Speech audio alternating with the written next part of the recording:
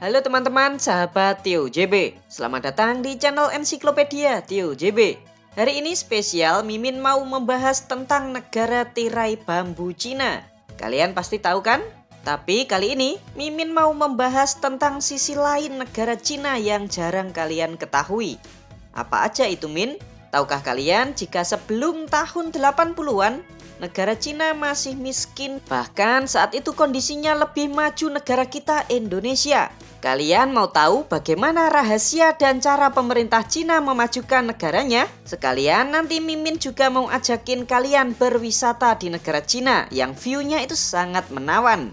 Yuk ikuti terus video ini sampai selesai ya teman-teman. Mari kita berpetualang ke negeri panda.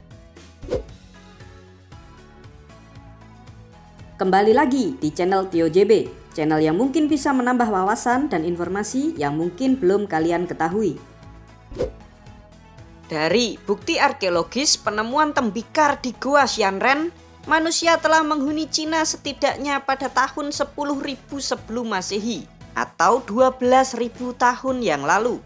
Cina merupakan salah satu pusat peradaban tertua di dunia, teman-teman. Sedangkan pemerintahan awal di Cina ini dimulai pada saat pendirian dinasti Xia pada sekitar tahun 2070 sebelum Masehi. Untuk sejarah dinasti-dinasti di Cina ini sangat panjang sekali, teman-teman. Jadi Mimin singkat-singkat saja ya. Diawali oleh dinasti Xia, dilanjutkan oleh dinasti Shang, lalu Zhou. Dilanjutkan periode perang 500 tahun. Lalu disatukan oleh dinasti Qin, dilanjutkan oleh dinasti Han Barat, Han Timur, pecah menjadi Three Kingdom. Lalu disatukan oleh dinasti Jin, Jin pecah menjadi 16 kerajaan. Lalu terbagi ke dinasti utara dan selatan. Pada saat itu periode berperang lagi teman-teman selama 200-an tahun. Lalu disatukan oleh dinasti Sui. Lalu digantikan oleh dinasti Tang. Lalu pecah menjadi 15 kerajaan. Lalu berubah menjadi 4 kerajaan. Bertambah satu lagi menjadi 5 kerajaan. Lalu disatuin oleh Mongol menjadi dinasti Yuan. Lalu berganti ke dinasti Ming. Lalu berganti ke dinasti Qing. Hingga keruntuhannya pada tahun 1912. Lalu berdirilah Republik Cina yang mengakhiri ribuan tahun sistem monarki dinasti. Namun perjalanan Republik Cina ini tidak begitu mulus teman-teman. Karena berebut kekuasaan antara dua partai yaitu Partai Komunis dan Partai Nasionalis Kuomintang, akhirnya meletus Perang Saudara Cina dari tahun 1927 hingga 1936. Lalu keduanya ini berdamai karena di sisi lain pada tahun 1937 Jepang melakukan invasi ke Cina. Namun karena kuatnya pertahanan dan luas negara Cina, Jepang itu hanya bisa menguasai pesisir timur Cina saja teman-teman. Jepang lalu pergi dari Cina setelah kekalahannya dalam Perang Dunia Kedua pada tahun 1945. Nah, setelah Jepang pergi, Perang Saudara Cina kembali dilanjutkan dari tahun 1946 hingga 1949. Dari perang tersebut, kemenangan berada di pihak Partai Komunis.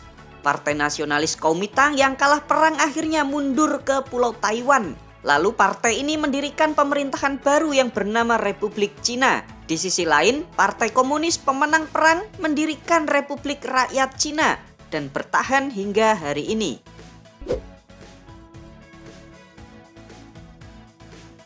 Tapi sebelum kita mulai, jangan lupa untuk subscribe channel Tio JB dan tekan tombol lonceng agar tidak ketinggalan info menarik lainnya dari Tio JB. Profil negara. Negara Cina bernama lengkap Republik Rakyat Cina dengan presiden sebagai kepala negara didampingi Perdana Menteri sebagai kepala pemerintahan. Negara ini memiliki ibu kota yang bernama kota Beijing. Secara geografis, Cina berada di benua Asia bagian timur, serta berbatasan dengan negara Mongolia dan Rusia di sebelah utara, di sebelah selatan dengan negara Vietnam, Laos, Myanmar, India, Bhutan, Nepal, dan Pakistan, di sebelah timur dengan negara Korea Utara, Rusia, dan Laut Cina Selatan, serta di sebelah barat dengan negara Kazakhstan, Kirgistan, Tajikistan, Afghanistan, dan Pakistan. Negara Cina memiliki luas wilayah sebesar 9.596.961 km persegi dengan jumlah penduduk sebesar 1.411.750.000 jiwa. Untuk agama, 52,2% penduduk Cina tidak beragama, 18,2% memeluk agama Buddha, 21,9% memeluk agama tradisional Cina, 5,1% memeluk agama Kristen, 1,8% beragama Islam, sisanya 0,8% memeluk agama yang lain. Lalu untuk etnis, terdapat 56 etnis di negara ini teman-teman. Tapi ada 4 yang terbesar, yaitu 91,1% merupakan etnis Han, 1,3% etnis Zhuang, 0,8% etnis Uighur, serta 0,8% etnis Hui. Sedangkan bahasa resmi yang digunakan di negara Cina adalah bahasa Mandarin. Untuk perekonomian, negara Cina masih dikategorikan sebagai negara yang berkembang dengan kelompok ekonomi berpenghasilan menengah ke atas. Dengan indeks pembangunan manusia di negara Cina menempati peringkat 79 dunia. Perekonomian di negara ini sangat kompleks dan bermacam-macam teman-teman. Mulai dari pertanian, tambang, tekstil, industri manufaktur, industri persenjataan, barang elektronik, alat transportasi hingga produk teknologi canggih ada semua di negara ini. Pendapatan ekspor Cina sendiri 74,3% merupakan produk jadi dengan ekspor terbesarnya ke negara Amerika, negara-negara ASEAN dan Uni Eropa. Untuk mata uang yang digunakan di sini bernama renminbi, sedangkan yuan adalah satuan mata uangnya. Kurs 1 yuan setara dengan 2.100 rupiah. Lalu bedanya apa Min? Yuan dengan renminbi? Begini teman-teman, Cina itu menyebut semua mata uang sebagai yuan. Contoh nih, mata uang yen Jepang kalau di Cina disebut dengan riyuan, dolar Amerika disebut dengan meiyuan, atau euro disebut dengan ouyuan. Nah, renminbi ini juga disebutnya sebagai yuan teman-teman. Yuan ini nama penyebutan mata uang di Cina, bahkan saat masih di zaman dinasti. Sedangkan renminbi adalah nama mata uang Cina yang dibuat pada tahun 1949. Kalau kalian belum paham, begini ya contohnya. Mata uang kita kan rupiah, tapi orang Jawa sering menyebut satuan mata uang rupiah sebagai repes. 1000 repes, 10 repes, dan lain-lain. Jadi penggunaan yuan ini sama dengan penggunaan repes di Jawa. Begitu teman-teman. Kehidupan di Cina. Meskipun negara ini memiliki 56 etnis, namun 91% dan yang paling terbesar merupakan etnis Han. Tahukah kalian jika 64,7% penduduk Cina hidup di perkotaan? Makanya kalau kalian lihat di kota-kota besar Cina itu sangat padat penduduknya. Untuk gaji pekerja di negara Cina, per Juli 2023, UMR tertinggi dipegang oleh wilayah Shanghai sebesar 2.690 yuan per bulan atau sekitar 5,6 juta rupiah per bulan. Sedangkan gaji UMR terendah berada di Provinsi Liaoning sebesar 1.420 yuan per bulan atau sekitar 3 juta rupiah per bulan. Sedangkan daerah otonomi khusus seperti Hong Kong dan Makau memiliki kebijakannya sendiri terkait UMR. Nah, bagi kalian yang kerja di Hong Kong dan Makau, sepil dong gajinya. Tulis di komentar ya teman-teman. Makanan. Tahukah kalian, jika banyak sekali makanan yang kalian pikir asli Indonesia, ternyata berasal dari negara Cina teman-teman. Yuk kita bahas satu persatu ya. Yang pertama ada nasgor atau nasi goreng. Awalnya orang Cina membuat nasgor agar tidak boros membuang nasi sisa. Jadi mereka menggorengnya sambil dikasih bawang putih, sayuran, dan topping di atasnya. Yang kedua ada mie. Bahkan mie sudah dibuat di Cina sejak 4.000 tahun yang lalu. Wow, hal ini juga bisa dibuktikan dengan wajan mie goreng yang juga berasal dari negara Cina. Yang ketiga ada bakso. Bakso yang kalian ketahui dari Malang ternyata dari Cina teman-teman. Bakso di dalam bahasa Cinanya juga bakso, artinya daging giling. Bak kalau bahasa Cina itu artinya itu daging teman-teman. Nah kalau kalian dengar ada nama makanan Indonesia yang ada kata baknya, 100% itu pasti berasal dari negara Cina. Contohnya ada bakpia, bakmi, bakpao, bakwan, dan lain-lain. Lalu yang keempat ada ronde dan klepon. Makanan bulat-bulat ini kalau di Cina namanya tangyuan, yang terbuat dari beras ketan dibentuk bola-bola yang di dalamnya terkadang itu diisi dengan isian. Bisa diisi dengan sirup gula merah atau isian daging. Yang kelima ada onde-onde. Nama aslinya adalah jiandui, yaitu kue goreng yang terbuat dari beras ketan lalu luarnya itu dilapisi oleh wijen. Lalu di dalamnya diisi dengan kacang hitam, kacang merah, atau pasta teratai. Jiangdui atau onde-onde ini dulunya adalah makanan kerajaan pas masa dinasti Tang. Tuh, kalau kalian sering makan onde-onde berarti kalian keluarga kerajaan. Hahaha. Dan ternyata masih banyak lagi makanan Indonesia yang asalnya dari Cina. Bagi kalian yang tahu makanan lain dari Cina itu apa aja, silahkan tulis di komentar ya teman-teman. Banyak anak, banyak rezeki. Cina merupakan negara dengan jumlah penduduk terbesar kedua di dunia di bawah negara India. Zaman dulu, pemerintah Cina melakukan pembatasan anak karena tingginya angka kelahiran yang ditakutkan bakal overpopulasi. Maka dari itu, pada tahun 1979, pemerintah Cina menerapkan kebijakan keluarga berencana satu anak cukup. Tapi di tahun 2015, Cina merubahnya menjadi 2 anak cukup. Dilanjutkan pada tahun 2021 merubah lagi menjadi 3 anak cukup. Hal ini dilakukan karena populasi Cina saat ini sudah banyak yang tua-tua dan kurang produktif. Sehingga pemerintah Cina perlu menambah anak untuk menciptakan regenerasi selanjutnya. Namun karena kesibukan, orang tua di Cina banyak yang menunda memiliki anak atau punya anak pun itu hanya 1 aja teman-teman.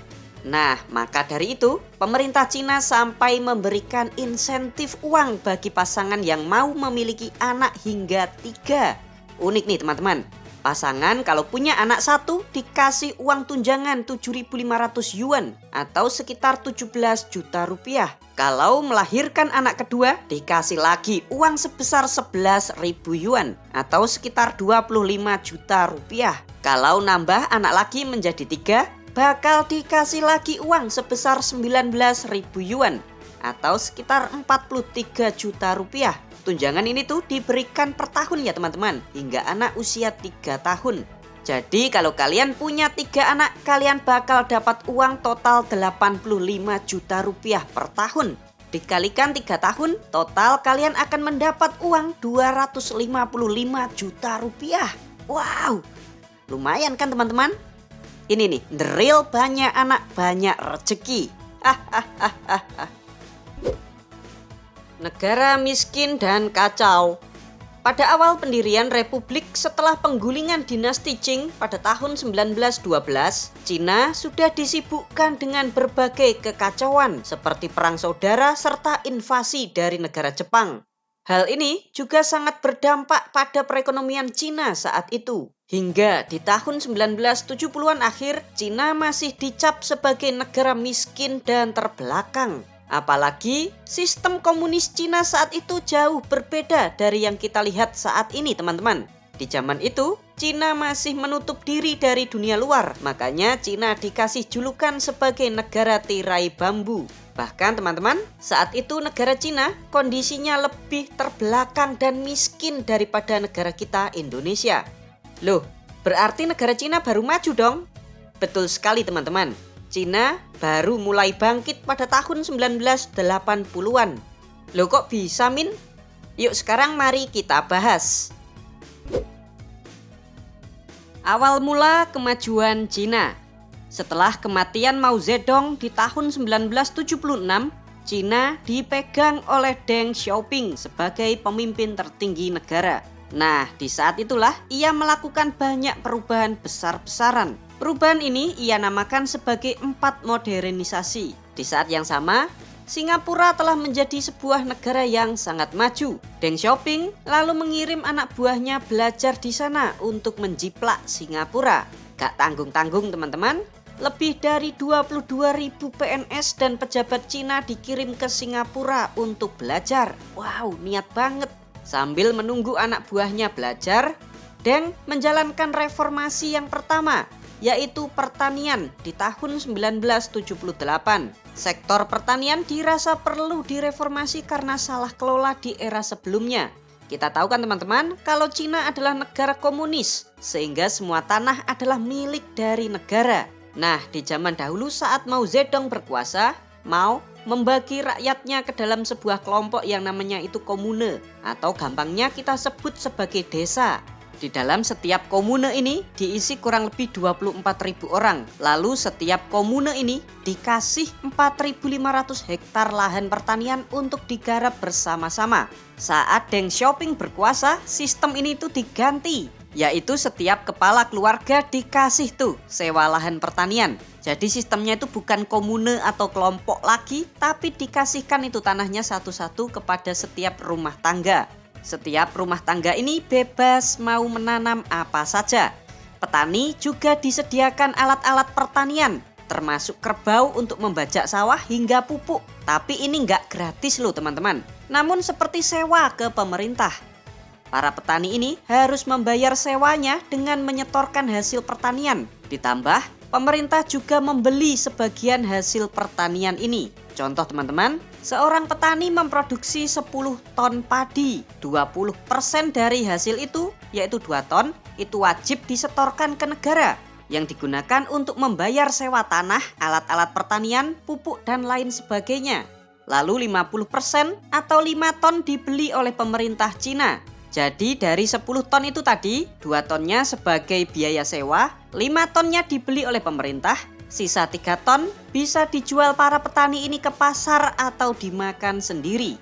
Dengan sistem ini, petani itu tidak takut jika harga berasnya itu anjlok teman-teman. Karena sebagian beras itu dibeli langsung oleh pemerintah. Petani pun juga nggak perlu mikir biaya pupuk, alat-alat pertanian, dan lain-lain. Karena ini semua sudah disiapkan dan disewakan oleh negara. Di sisi lain, Cina juga memiliki cadangan beras yang melimpah sebagai ketahanan pangan. Kalau sewaktu-waktu lahan pertanian itu kekeringan atau gagal panen, stok ini bisa dikeluarkan sehingga harga bahan pokok tetap stabil di pasaran. Pinter juga ya teman-teman. Reformasi kedua yang dilakukan oleh Deng Xiaoping adalah sektor industri di tahun 1978. Kalau zaman dahulu di era Mao Zedong, Cina dikenal sebagai negara yang tertutup. Deng Xiaoping malah membukanya teman-teman, namun dengan catatan tetap dikontrol oleh negara. Deng Xiaoping mempersilahkan para investor asing untuk masuk ke negara Cina. Namun dengan catatan hanya diperbolehkan di beberapa kota saja, seperti di kota Shenzhen, Zhuhai, dan Xiamen. Jadi Cina itu membuka pasar sebebas-bebasnya namun hanya di 3 titik kota ini saja teman-teman. Di saat yang sama, Deng Xiaoping juga untuk pertama kalinya memperbolehkan bisnis swasta untuk beroperasi. Nah, agar ada persaingan harga dengan swasta, BUMN Cina diperbolehkan untuk memproduksi barang apa saja, mau sabun, sampo, roti, pembersih lantai, dan lain sebagainya. Hal ini bertujuan agar perusahaan swasta tidak bisa semena-mena untuk menaikkan harga. Reformasi ketiga adalah di bidang pendidikan dan teknologi. Di zaman dahulu, universitas Cina itu katrok ketinggalan zaman teman-teman. Alasannya karena para ilmuwan-ilmuwan di Cina terisolasi dari dunia luar. Nah, saat Deng Xiaoping ini menjabat, pemerintah Cina langsung melobi program pembangunan PBB UNDP. Tujuannya agar Perserikatan Bangsa-Bangsa membantu untuk mempersiapkan proyek-proyek Cina yang terkait dengan pendidikan dan teknologi. Selain itu, pemerintah Cina juga jor-joran untuk memberikan program beasiswa ke luar negeri maupun pelatihan kerja bagi penduduknya. Termasuk yang tadi itu teman-teman, mengirimkan 22.000 PNS ke Singapura untuk belajar. Wow, niat banget ya teman-teman. Reformasi yang keempat di bidang pertahanan. Pemerintah Cina justru mengurangi jumlah tentaranya pada tahun 1985. Selain disebabkan karena uang APBN-nya itu difokuskan untuk mereformasi 3 bidang yang lain, Cina juga ingin tentaranya itu sedikit tapi persenjataannya itu canggih dan modern. Cina di bawah Deng Xiaoping ingin mengurangi kuantitas tentara namun meningkatkan kualitasnya. Nah, itulah teman-teman 4 reformasi yang menjadi pondasi kesuksesan Cina yang saat ini menjadi negara yang besar dan adidaya. Menurut kalian, apakah kebijakan tersebut bisa ditiru di negara kita Indonesia? Tulis di kolom komentar ya teman-teman. Kebijakan Pak Desi. Kalau dulu ada Deng Xiaoping, hari ini Cina memiliki Xi Jinping sebagai tokoh di balik kesuksesan Cina. Sejak menjabat sebagai Sekretaris Jenderal Partai Komunis di tahun 2012, dilanjutkan menjadi Presiden Cina di tahun 2013, Xi langsung bergerak untuk memberantas korupsi besar-besaran di negara Cina.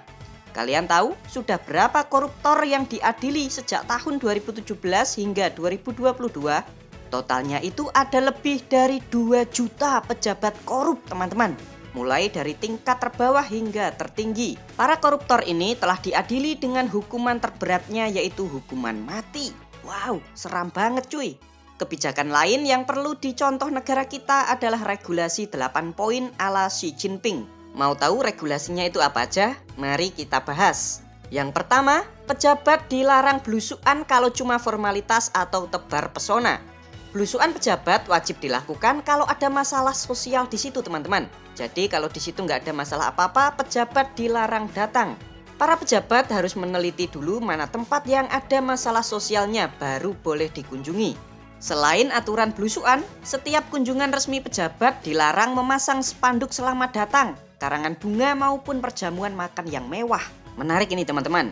Bedakan kalau di kita kalau ada pejabat yang datang meskipun itu pejabat partai, banyak tuh spanduk-spanduk selamat datang. Regulasi yang kedua, pejabat tinggi negara tidak diperbolehkan untuk menghadiri upacara itu yang hanya seremonial. Contohnya seperti pengguntingan pita atau peletakan batu pertama. Kalau ada acara-acara yang seperti itu cukup dihadiri oleh pejabat setempat aja teman-teman. Selain itu ada peraturan juga kalau rapat atau pertemuan-pertemuan negara harus sesingkat-singkatnya. Bicaranya itu harus spesifik dan to the point. Para pejabat ini juga dilarang untuk bicara omong kosong. Wah, cocok nih kalau diterapkan di Indonesia teman-teman. Regulasi yang ketiga adalah mengurangi naskah dinas. Itu loh teman-teman, teks yang biasanya dibaca oleh para pejabat kalau ngomong sambutan. Di Cina nggak boleh lagi seperti itu. Lagi pula pejabat kan nggak seru ya kalau sambutan. Poin yang keempat adalah kunjungan pejabat ke luar negeri hanya dilakukan jika benar-benar mendesak. Kalaupun jadi kunjungan, jumlah pendampingnya itu juga harus dibatasi. Apalagi kalau ngajak anak istri, itu dilarang di negara Cina teman-teman. Poin yang kelima, pembatasan jumlah forader yang mengawal pejabat agar tidak mengganggu masyarakat. Poin yang keenam, media harus mengurangi jumlah pemberitaan mengenai pekerjaan dan kegiatan pejabat tinggi. Pemberitaan media itu diperbolehkan teman-teman jika memiliki nilai dan berdampak sosial terhadap masyarakat. Jadi kalau cuma gosip-gosip tentang pejabat itu dilarang di negara Cina ini teman-teman. Poin yang ketujuh yaitu membatasi aktivitas pejabat. Contohnya, kalau ketahuan berduaan sama cewek, ini maksudnya wanita lain yang bukan keluarga atau istrinya, alias pelakor. Dipastikan bakalan dipecat. Wow, cocok ini. Poin yang ke-8, para pejabat harus melakukan penghematan secara ketat. Dengan kebijakan 8 poin ini, Xi Jinping ingin para pejabatnya itu melakukan kerja nyata, mengatakan hal-hal yang nyata, serta mengurangi pemborosan uang negara buat formalitas yang nggak penting. Gimana teman-teman? Pendapat kalian kalau poin ini juga diterapkan di negara kita Indonesia? Kakak tua Indonesia. Sejak zaman dahulu, hubungan antara orang Nusantara dengan Cina sudah sangat dekat teman-teman. Bahkan sejak zaman dinasti Han, pelaut-pelaut Nusantara ternyata sudah nyampe Cina. Wih, hebat ya nenek moyang kita. Pantas saja hubungan kita itu baik, wong sudah akrab sejak zaman Three Kingdom. Makanya banyak banget budaya Cina yang sudah melebur di Nusantara. Contohnya seperti masakan yang sudah Mimin jelaskan di awal. Sementara itu, di saat Indonesia sudah merdeka, negara kita menjalin hubungan resmi dengan Cina di tahun 1950. Kala itu, Presiden Soekarno bersahabat baik dengan pemimpin Cina saat itu, yaitu Mao Zedong. Hingga saat ini pun hubungan Cina dan Indonesia sangatlah baik. Bahkan investasi Cina di Indonesia itu di tahun 2015 hingga 2021 merupakan yang terbesar di antara negara-negara di Asia Tenggara lainnya. Wow. Wisata di Cina. Sektor pariwisata di negara Cina kini makin diminati para turis asing loh teman-teman. Dari data Organisasi Pariwisata tahun 2023, jumlah kunjungan wisatawan asing ke negara Cina sebesar 30,4 juta orang dan menempatkan negara Cina sebagai negara yang paling banyak dikunjungi wisatawan asing nomor 7 dunia. Emang sebagus apa sih negara ini? Cina memiliki 23 provinsi, 5 daerah otonomi khusus, serta 4 kota madya yang dikelola langsung oleh pemerintah pusat Cina. Nah, semua provinsi dan daerah ini memiliki pesona, keunikan, dan keindahan sendiri-sendiri loh teman-teman. Kalau nggak percaya, yuk langsung saja kita buktikan. Kali ini, Mimin mau ajakin kalian mengunjungi Provinsi Yunnan, yaitu sebuah provinsi di selatan negara Cina, serta berbatasan langsung dengan negara-negara di Asia Tenggara, yaitu negara Vietnam, Thailand, dan Myanmar. Provinsi Yunnan ini memiliki ibu kota yang bernama Kota Kunming, dengan luas wilayahnya sebesar 394.000 km persegi, serta jumlah penduduk sebesar 48,3 juta jiwa. Provinsi ini juga memiliki cadangan sumber daya aluminium, timbel, seng, dan timah terbesar di Cina, teman-teman. Yunnan juga merupakan wilayah Cina yang memiliki etnis yang sangat beragam. Terdapat 25 kelompok etnis dari 56 etnis yang diakui oleh pemerintah Cina. Sehingga budaya yang ada di Yunnan ini sangatlah beragam. Kalian mau tahu apa saja yang ada di Yunnan? Yuk langsung saja kita explore. Piu! Tempat pertama di Yunnan yang akan kita datangi adalah teras sawah Honghehani. Sawah terasiring ini letaknya di Kabupaten Yuanyang. Sistem sawah berundak-undak atau terasiring ini ternyata telah berusia 1.300 tahun. Wow! Karena sejarahnya yang panjang dan memiliki pesona yang beautiful, teras sawah Honghehani ini dimasukkan ke dalam situs warisan dunia UNESCO. Tuh, kalian bisa lihat. Emang cakep banget kan teman-teman? Padi adalah tanaman utama yang ditanam oleh masyarakat suku Han di tempat ini. Yuk sekarang kita pindah tempat yang kedua. Kita akan mengunjungi jembatan Bai Panjiang yang letaknya di Kabupaten Suicheng. Jembatan tertinggi di dunia ini memiliki tinggi 565 meter di atas sungai Baipan. Wow, tinggi banget kan teman-teman? Tuh jembatannya kayak di atas awan coy. Jembatan sepanjang 1.340 meter ini menghubungkan antara dua provinsi, yaitu Provinsi Yunnan dan Provinsi Guizhou. Jembatan ini juga dibuka pada tahun 2016 yang lalu. Yang ketiga, kita akan mengunjungi kota Dali. Kota ini merupakan kota tua yang menjadi salah satu tujuan wisata populer di Provinsi Yunnan ini teman-teman. Sesampainya di kota tua Dali, kita akan disambut oleh gerbang khas Cina. Seperti ini, disertai dengan tembok kotanya. Suasananya seperti kita berada di zaman dinasti kan teman-teman? Asik! Kota Dali ini di zaman dahulu merupakan kota perdagangan yang maju karena menghubungkan antara dua kerajaan besar, yaitu dinasti di Cina dan kerajaan di India. Serta kota ini pada zaman dahulu dikenal karena memiliki marmer berkualitas tertinggi. Beginilah suasana kota tua Dali. Cakep kan? Bangunannya itu seragam semua teman-teman, bergaya kuno dan mempunyai karakter khas. Selain menikmati suasana kota tua Dali yang sangat nyaman, di sini juga banyak kalian jumpai kuil-kuil khas Cina. Kalau pas malam tiba, tambah lebih romantis lagi teman-teman. Vibesnya itu seperti berasa kita berada di zaman kerajaan. Wow! Di tengah kota, kalian juga bisa melihat atraksi penduduk etnis lokal yang menari dengan pakaian tradisionalnya. Kalau kalian capek keliling, kalian juga bisa mampir di warung-warung untuk wisata kuliner. Selain itu, di kota tua Dali ini, kalian juga bisa mengunjungi danau. Danau ini nggak kalah kerennya dari Danau Toba, teman-teman. Nih, namanya Danau Erhai. View yang bagus itu pas sunset ya, teman-teman. Suasananya itu loh. Keren banget pokoknya. Berikutnya yang keempat, kita akan pergi ke ikon Provinsi Yunnan yang sangat melegenda. Ini nih, 3 buah pagoda di kuil Chongseng dengan view background pegunungan. Lokasinya dekat dengan kota Dali ya teman-teman. 3 pagoda ini dibuat dari batu bata yang dilapisi dengan lumpur putih. Pagoda megah 16 lantai setinggi 69,6 meter ini dibangun pada tahun 823 sampai 840 Masehi oleh Raja Kerajaan Nanzhao saat itu. Kalau kalian sedang traveling ke Yunnan, tidak lengkap rasanya kalau tidak mengunjungi pagoda ini teman-teman. Next, kelima, kita akan mengunjungi kota Guizhou. Cuma 20 km di utara kota tua Dali. Penduduk terbesar di kota ini adalah etnis Bai. Beginilah kotanya teman-teman. Bagaimana? Apakah kalian melihat adanya perbedaan dengan kota tua Dali? Selain itu, di sini juga ada sawah wisata untuk kalian berfoto-foto. Bagus kan teman-teman? Berikutnya yang keenam, kita akan bergeser ke kota tua Lijiang. Kota ini dibangun 700 tahun yang lalu oleh dinasti Song. Kalian lihat, view kotanya berbeda dengan kota Dali kan? Di kota Lijiang ini, kita bisa melihat istana Mufu yang keren banget. Istana megah seluas 3 hektar ini dibangun pada masa awal pemerintahan dinasti Ming di tahun 1368.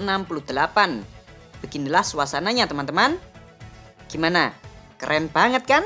Nggak kebayang istana ini pas zaman dahulu. Pasti kelihatan lebih mewah lagi. Wih. Yuk sekarang kita jalan-jalan menyusuri kota tua Lijiang. Kalian tahu kalau pas malam suasana di sini tuh benar-benar berbeda 181 derajat. Yuk langsung saja. Eng ing eng. Beginilah suasana kota Lijiang di malam hari. Sumpah ini keren banget teman-teman. Kerasa lebih hidup pas malam tiba. Di sini juga dikenal sebagai kota hiburan karena banyak di sini kalian jumpai kafe-kafe atau restoran dibarengi dengan live musiknya. Niat banget kan negara Cina? Permak kota tuanya sampai seindah ini. Satu lagi teman-teman, di barat kota Lijiang juga ada danau yang super keren yang bernama Lashihai Wetland Park. Buat foto-foto juga bagus. Kalian juga dapat menyewa kapal untuk keliling danaunya. Kalian juga jangan lupa untuk mampir ke kota Lijiang kalau sedang traveling ke provinsi Yunnan. Oh ya teman-teman, cewek-cewek Yunnan ini juga terkenal cakep-cakep. Siapa tahu kalian bisa dapat jodoh orang sini. Sekarang kita pindah lagi ya teman-teman. Yang ketujuh, kita akan mengunjungi kota Shangri-La. Kota ini terletak di barat laut kota Lijiang. Kotanya ini hampir mirip-mirip dengan bentuk kota di Tibet. Shangri-La sendiri dalam bahasa Tibet artinya tanah kesucian dan kedamaian. Di kota ini terdapat Ganden Sumseling, yaitu sebuah biara Buddha yang bentuknya itu mirip banget dengan Istana Potala di Provinsi Tibet. Biara Buddha ini dibangun pada tahun 1679. Menarik ya teman-teman?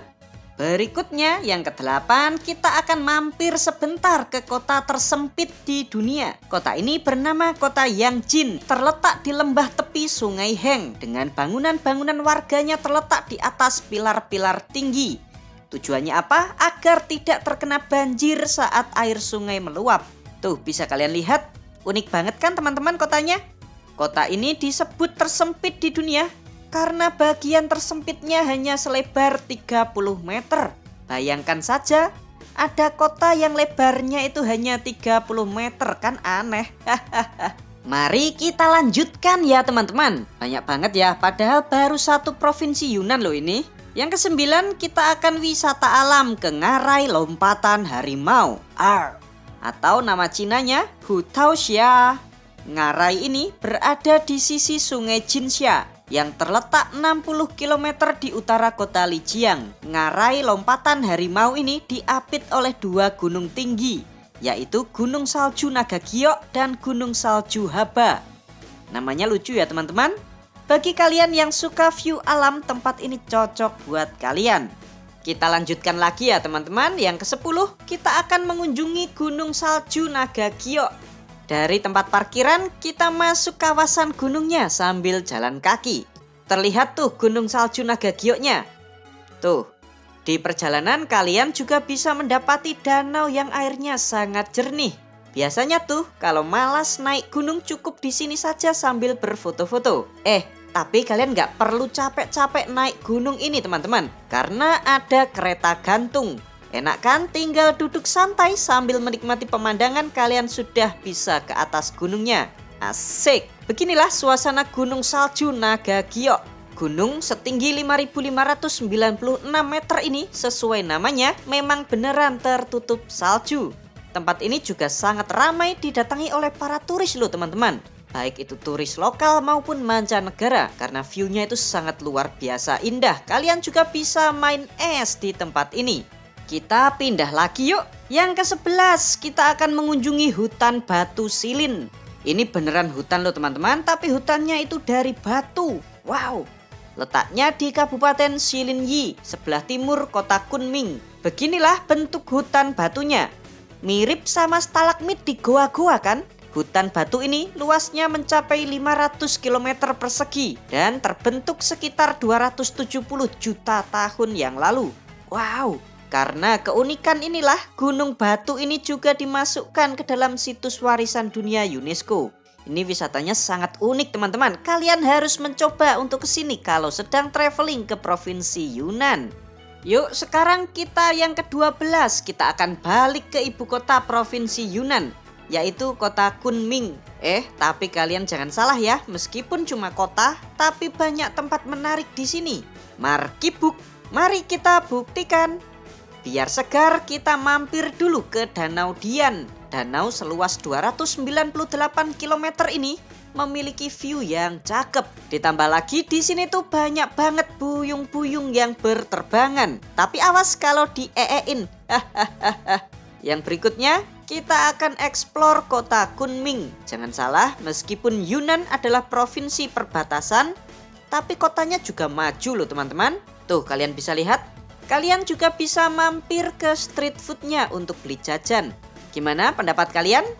Jika kalian tertarik berlibur ke Provinsi Yunnan, Cina, tiket pesawatnya pulang pergi dari Jakarta Kunming sekitar 5,8 juta rupiah per orang. Ditambah dengan biaya visa 850.000 rupiah per orang. Cukup terjangkau kan teman-teman? Ini baru Provinsi Yunnan loh. Next, kalau kalian mau diajak keliling, kalian mau minta keliling kemana? Tulis di komentar ya. Hal unik di Cina. Tahukah kalian jika uang kertas pertama di dunia bukan diciptakan oleh elit global atau Illuminati, namun uang kertas pertama ini diciptakan oleh dinasti Tang di Cina pada tahun 812 Masehi yang dinamakan sebagai Fei Biao. Begini contoh uangnya teman-teman. Kalian tahu sepak bola? Tahu nggak kalian kalau sepak bola pertama kali diciptakan oleh orang Cina pada abad ketiga sebelum Masehi saat berkuasanya dinasti Han. Wow, satu lagi. Kalian tahu sumpit? Sumpit pada awalnya bukanlah peralatan makan, melainkan sebagai alat memasak yang diperkirakan sudah digunakan di Cina sejak zaman dinasti Shang di tahun 1766 sebelum Masehi hingga 1122 sebelum Masehi. Sumpit baru dipakai sebagai peralatan makan seperti yang kita lihat saat ini pada abad ketiga sebelum Masehi pada saat dinasti Han. Demikianlah 10 fakta unik dan menarik tentang negara Cina. Sebenarnya sih masih banyak fakta-fakta lain dari negara ini teman-teman. Namun karena keterbatasan waktu kita sambung kapan-kapan ya. Kalau view-nya banyak pasti bakalan Mimin kasih part kedua. Terima kasih ya teman-teman. Semoga dapat menambah informasi dan pengetahuan bagi kita semua.